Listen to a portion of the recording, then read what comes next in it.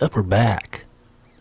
Thank you for tuning in, and as promised, here is the interview with Miss Ginger Shades. First, thank you for being here. I appreciate it. Tell everybody who you are. Okay, well, I'm Ginger Shades. I am an erotic blogger and podcaster on gingershades.net. Gingershades.net. I've been writing it for about 2 years. It just tells you all the details of my sort of naughty, nasty, and sinful life.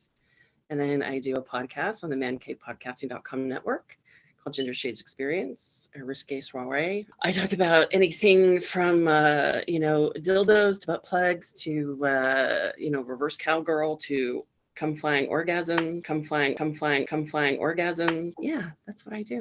Let's drill down on the difference between a regular orgasm and a come flying orgasms. Okay. If I were in the wild, how would I differentiate between the two? Okay, so a regular orgasm is one that has minimal noise, minimal body gyration. We'll crown it as like a vanilla frosting kind of. All right, I'm orgasm. familiar. Rinse and repeat. Right, exactly. It's like that 3.5, like riding a Bronco Bull, you get 3.5 seconds to accomplish it. That's kind of like a regular orgasm. Complying orgasm is when you're riding it hard and the eyes roll back in the head and you sweat dripping down your back and your toes curl and you forget your name for maybe 10 minutes afterwards, or you just go completely, orgasmic stupid. That's a complying orgasm. Lots of noise, vocal. I mean, people can hear you for blocks. At least me. Made me think of something. How do you feel about men being loud? Isn't it weird? No, for me, no. With the realm of what I like a lot. I guess they have no choice but to be loud, right? They're screaming in terror or passion, or it's one or the other, right? Yeah, those nipple clamps I use on them, they don't like it much, and no. Nipple clamps for men. That's interesting. Didn't even know they made them. I don't know. They're universal. Oh, yes. I've had nipple clamps I've had clamps in various areas recently, and I thought, I like it. Not knowing much about your living situation, I'm sure when it comes to hanging the laundry out to dry, people are wondering. Yeah, I do get some second looks from my neighbors when I line dry my whips and chains and leather garb. They kind of wonder maybe either I'm a dog breeder or I'm like a mechanic because or maybe I ride a Harley or something because I got to rinse off my leathers a lot, especially the assless chaps. Those are the ones that really get attention. To me, people that try to act as if they don't get it or they don't, if sex is taboo to them, they're the ones that are hiding something.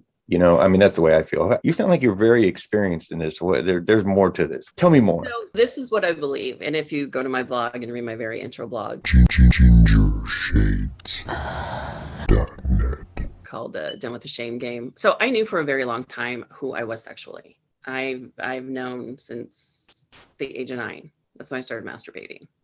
And I just knew that there was the power of the pee. And I just carried it throughout life. Unfortunately, there were times in my life, more so than not, where I had gentlemen in my life who were not comfortable with a confident sexual woman or a woman who had such a high sexual desire as I did. I remember being asked once by an ex-boyfriend, so if I didn't have a dick, would you still love me? It's like, well, no, that's I'm with you because you have a dick.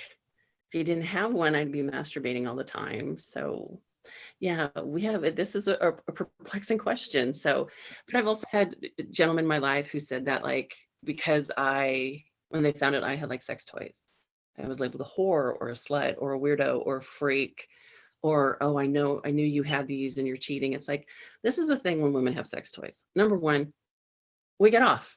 I masturbate 2-3 times a day when I can. I enjoy it. I enjoy it. It's not hurting anyone. I'm not hurting myself. It's not like it's disrupting my day. It's just something I do. I mean, you sound busy. If I get in your way, feel free to go ahead and knock one out while I'm asking questions. But I do have a toy in my purse by chance. Yeah, shocking. Not kidding. I believe you. But I don't know if the listeners do. But what kind of man? I don't understand the correlation between your cheating and a toy is. I don't understand that part of it. So what I think it comes down to is when guys, when I had gentlemen find out I had a toy, You and went in your purse looking for the car keys and like, oh, holy shit, what's this? There it is. For you guys at home, just think about it. It'll work.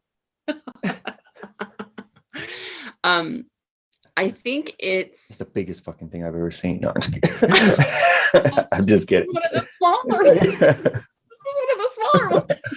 Wow, that really is. It's a bullet. Usually you put that inside of the other one. Right. Yeah. That's double the pleasure. Yeah, there you go. You know, what I think it is when the gentleman I knew found out I had a sex toy, and this isn't even including my ex-husband. When he found out that I had a sex toy, he was so put off that I would willingly admit that I was a woman who masturbated. And in this day and age, 2022, there's still women who, I mean, my group of friends, my small group of female friends, I would say less than 25% of them masturbate or even have a sex toy. Do you think they don't or they don't admit it? I mean, not the sex toy part, but they have to really know. I mean, I don't believe they do. I ended up taking some of my girlfriends out a good year ago. They were huddled together, like dumbfounded, like, what the fuck have we walked into? It's like, yeah, okay, you walked into a building that's full of lubes and dildos and did you? I mean, were all of them firmly against you jerking them off while you're in this shop or afterwards? Is that how you know that they don't, or were they prudes?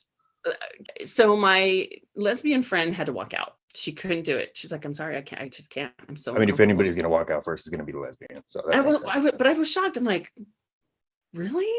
But she's like, I can't. I have to walk out. I'm so sorry, I can't. And I thought, Well, she was too turned on. other women and seeing like a double-headed dildo, maybe. Yeah, exactly. Yeah, she's like, this, I'm gonna force myself on someone if.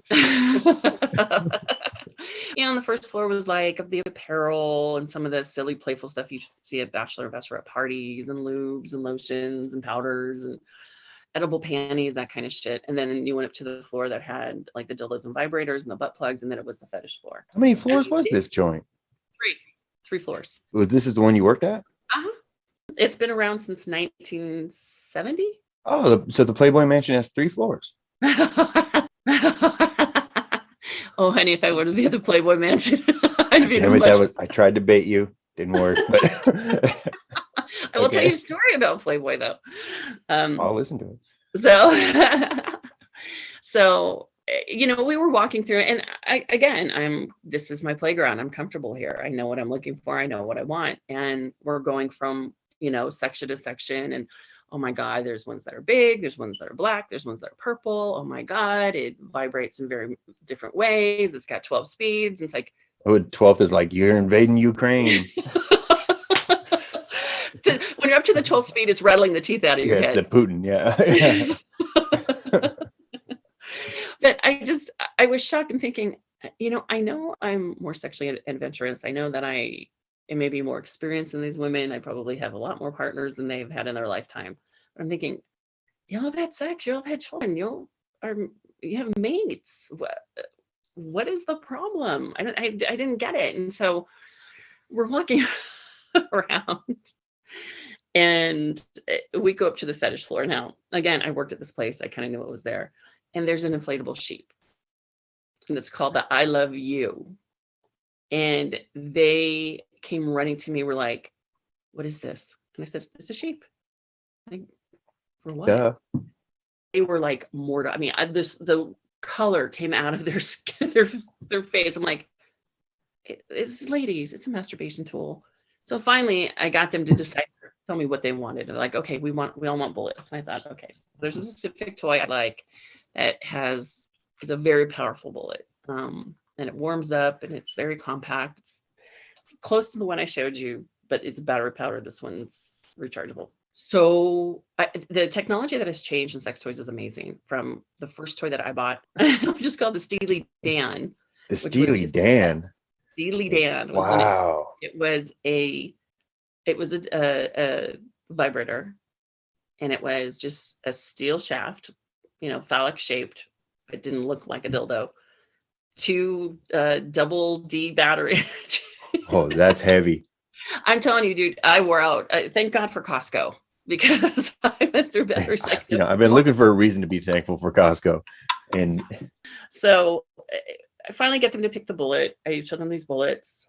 I showed them about toy cleaners. I showed them about lubes. They were all very sheepish. We get up to the check stand, and the gentleman or the woman, thank God it was a woman that this evening, said, "Would you ladies like to try the product?" And they looked at me like, in okay. front of everybody?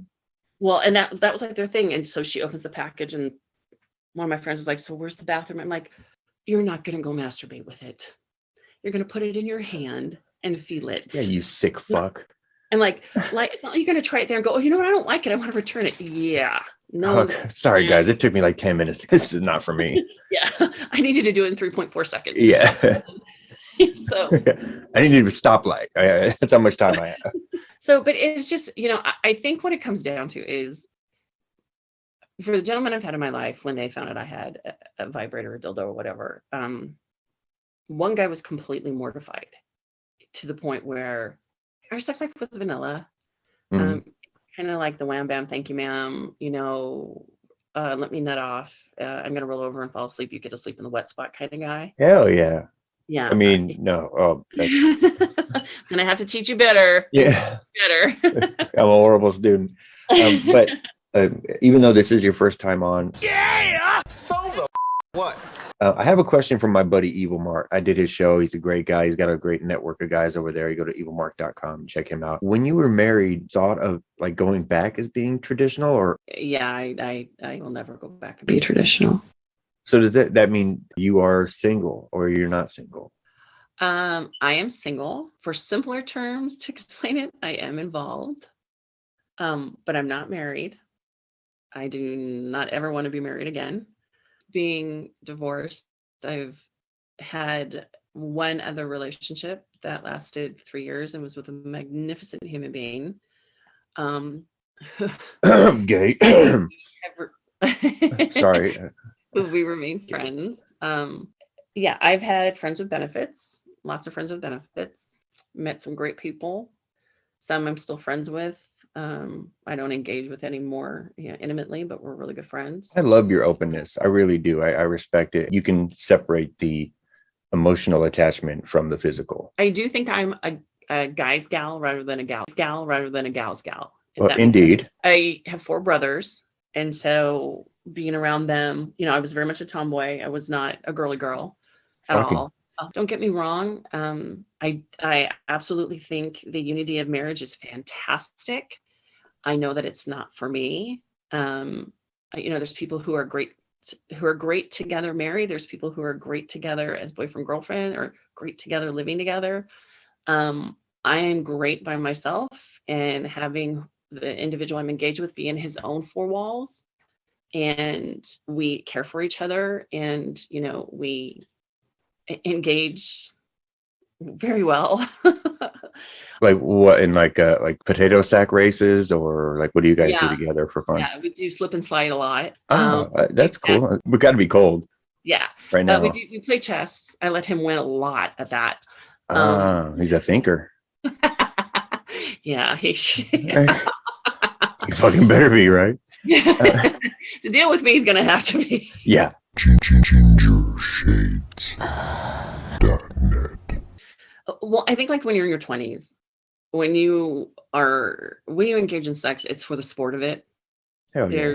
I don't think you actually yet know your body enough to know what pleasures you, what you like done, what you like to give, what you like to receive. I honestly don't. I think when you're in your 20s, you're 20 stupid and you're just fucking for the sport of it. At least I know I did. It probably wasn't until my late 20s that I realized that, hey, I know I like these things, and I know I like to give these things, and being compatible with somebody. So what you're saying is that it took you a while to realize you liked giving blowjobs? At 12. Oh, at 12.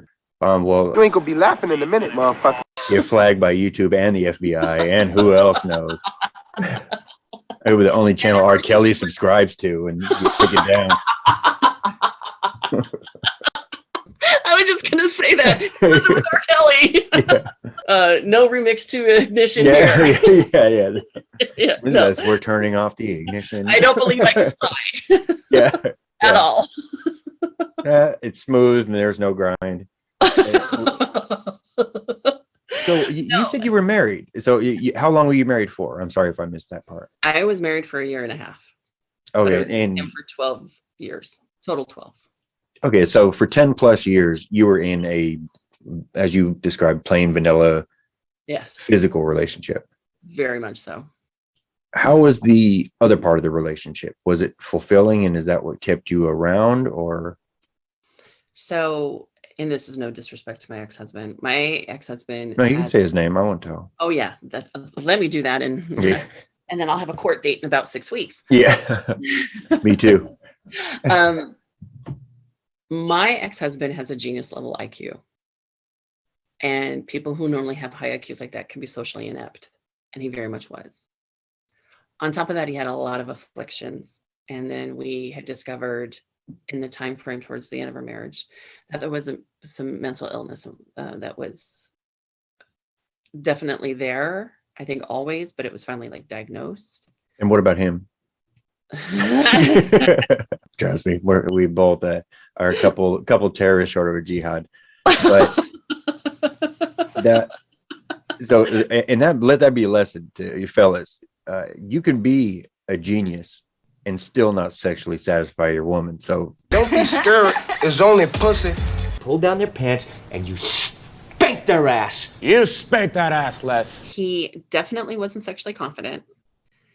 It took us 4 months, or it took me 4 months in dating him before we had sex. I mean, after the first month, I was walking around in butt ass naked, and he was sitting on his hands, and I thought, is it me? okay, mental illness. Then definitely mental illness. There's no other excuse for that. Well, truly, our sex life was missionary style. But if I dare tried, I'm like, hey, put me face down, ass up. Oh, let's try reverse cowgirl. Hey, let me give you a blowjob. It just, Are you shitting me? no, he couldn't maintain. And on top of that, he was an addict. So that didn't help. Shouldn't that pump it up though? I mean, or I don't know what well, not when you have whiskey dick. Oh, that's not an addict. That's a drug. We're all drugs, but Yeah. I see what you're saying. Well, I mean, and please forgive me, ex-husband. Anything you can sniff, snort, drink, inject, swallow. If toothpaste made you high, he would be hoarding bottles and bottles and bottles of Colgate. He had a very addictive personality. So anything that could be addictive, it afflicted him. Except for when it came to Yeah, no, but he had a $600 a month online porn subscription. what? Yeah. All right, here's where I'm either going to lose or gain listeners, and maybe lose or gain you. This guy was into something that you are unable to provide. I don't know what he's into. Very much so, and I'll leave it at that. Yeah, definitely. I think also he said, I was so enamored by you because you had such sexual energy when I first met you. And I thought, okay, that's fine. I know I am. He goes, and I've never fucked anyone like you, because it was like fucking a porn star. I'm like, okay, isn't that a plus? He's like, but I was so insecure. You were so confident. I didn't know how to handle you. And this is what I don't get about Yeah, that guys. doesn't add up. I have brothers. I've heard locker room talk, so to speak. And wouldn't you want like your girl to be like, You're about to hear it right now. Like, Yeah, there's a locker room talk. wouldn't you want like that lady in the streets freaking the sheets kind of thing? Every man does. Yeah, well, that's why I was saying earlier, he's the average man, and I will go on record by speaking on behalf of the average man. That's absolutely what we want. No ands, ifs, or buts. There's no $400 porn addiction that comes along with that. Like, even when he found out I had a sex toy the first time, and we weren't even married yet. Like, You're about to hear it right now. Like, Yeah, there's a locker room talk. Wouldn't you want like that lady in the streets freaking the sheets kind of thing? Every man does. Yeah, well, that's why I was saying earlier, he's the average man, and I will go on record by speaking on behalf of the average man. That's absolutely what we want. no ands, ifs, or buts. There's no $400 porn addiction that comes along with that. Like, even when he found out I had a sex toy the first time, and we weren't even married yet, I had done a porn with somebody. I had a copy of it, and he found out. And who I did porn with was a gentleman I dated who was 20 years older than me.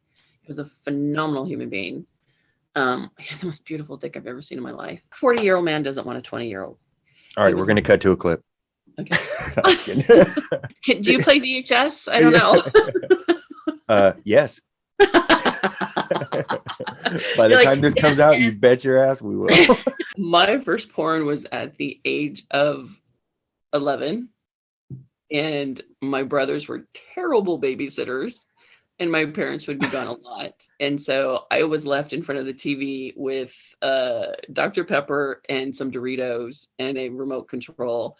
And that was back when Cinemax was like just coming out, and they had Cinemax Nights was like their soft porn. And I remember watching that going, wow, you can fuck more than on your back. You can be on your knees. You can be on top. I was enamored. I'm like, this is fucking fabulous. I remember silk stockings. Oh my God. Was that Cinemax? I do think so. That was Cinemax also. Yeah. And then also another thing that kind of hit me like, oh, I'm like this, was, and this is so aging myself, the movie Heavy Metal cartoon. Great soundtrack. It's about this orb, but the ending story is this gal who has this like drop dead body, but she's like, there's so much fucking going on in the movie. And I remember watching that and going, I want to be her. I want to ride away on that dove like she did. I want the white stripes to appear in my hair, and I want to fuck like she did, because it was badass. And you said all this on Santa's lap? Yes, I did. I knew it. From my understanding of the mall Santas, for anybody listening, spoiler alert, Santa's not real. But from my understanding, if you would have said that to a mall Santa, you probably would have been abducted at that point. I would have been put in the sack and exactly. ride with the elves. You want to see Santa's toys? Yeah. Little did you know, you're technically like the most sexual elf ever. I mean, you've got the toys. I mean, you have the know-how. Yeah. And you worked in a 3-story shop. Yeah. And Santa would have a whole special department just for the toys I would want to give out. And you were with a guy that was older. So, I mean, are you Mrs. Claus? Am I talking to Mrs. Claus right now? Oddly enough, my first Halloween outfit, I was Mrs. Claus. Wow, that must have been so confusing for so many little kids.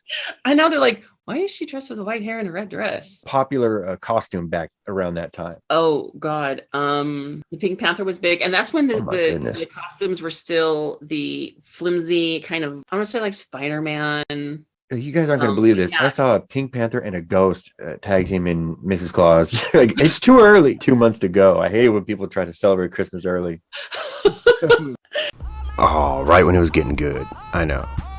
But I assure you, part 2 with Ginger will be up faster than you can pull your pants down. Unless you got something better to listen to, stay posted. A lot more Ginger coming up on the next episode. A little bit more of me, or maybe vice versa.